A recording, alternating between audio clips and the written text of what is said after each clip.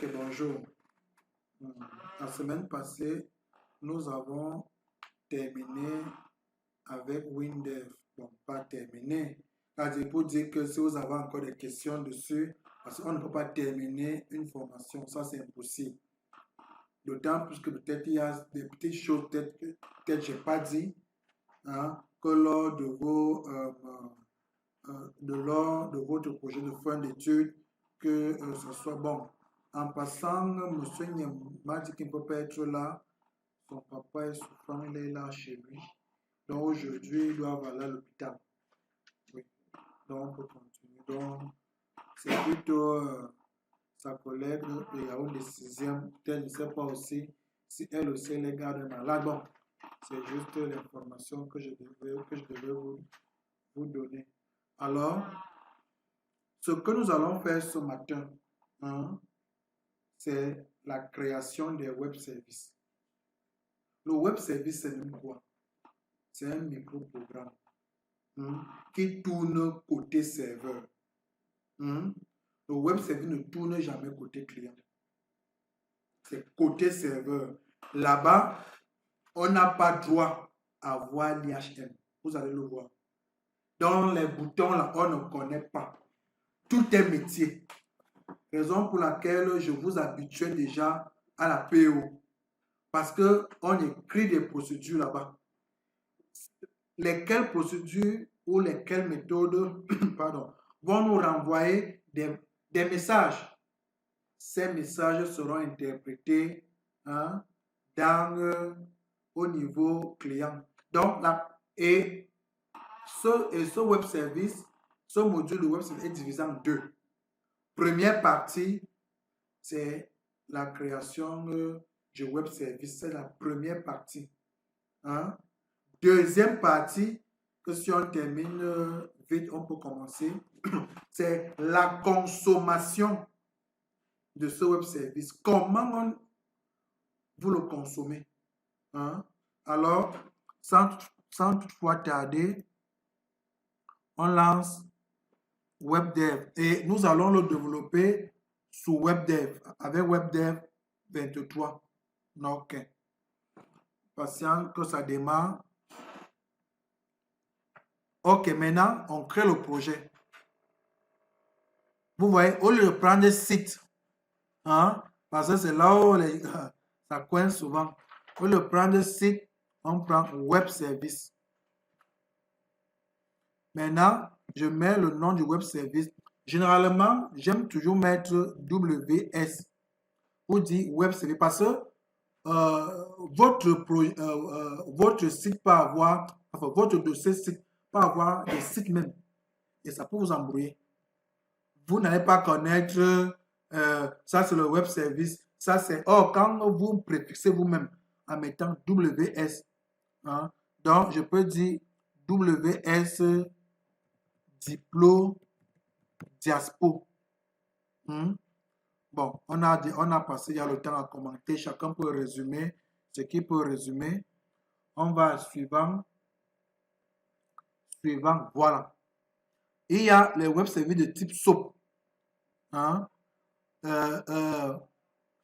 Qui sont dans le protocole. Enfin, c'est reposé sur les WSDL. Donc, en fait, c'est quoi? Les web services de type SOAP sont à peu près comme si tu programmais en dur. Donc, vous appelez rien que l'URL et vous passez les paramètres, c'est fini. Donc, c'est comme si vous étiez encore dans les procédures. Vous écrivez. Difficile à partager cela. Difficile. Je n'ai pas encore vu quelqu'un développer un truc en SOAP et il partage, par exemple, les URL. Par contre, le reste utilise le protocole HTTP, qui est un protocole orienté aux ressources.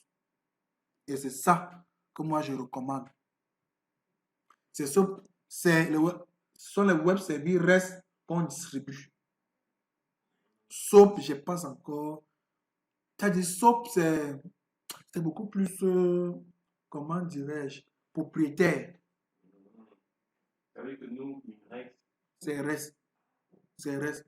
on utilise SOAP ici. SOAP, c'est bien. Oui. SOAP, c'est bien.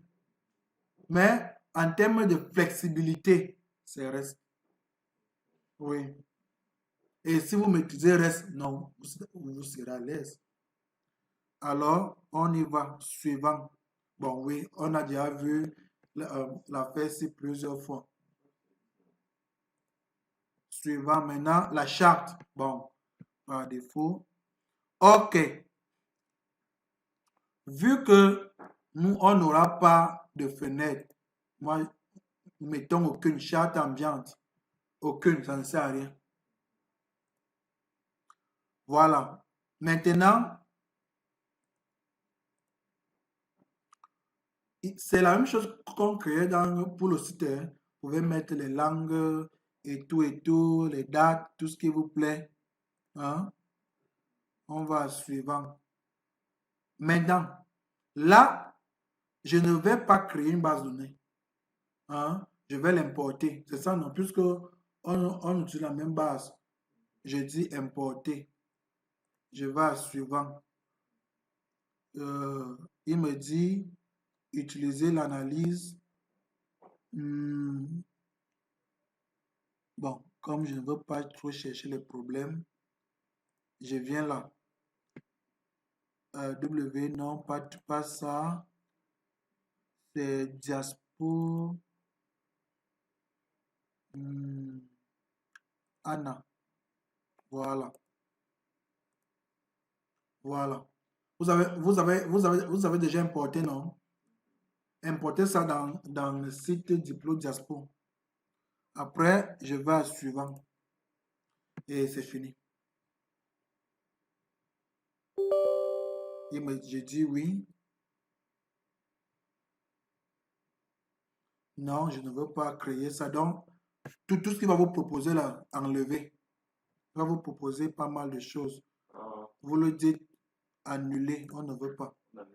Oui, on ne veut pas. On ne veut pas. Voilà. Vous voyez, on vient donc de créer notre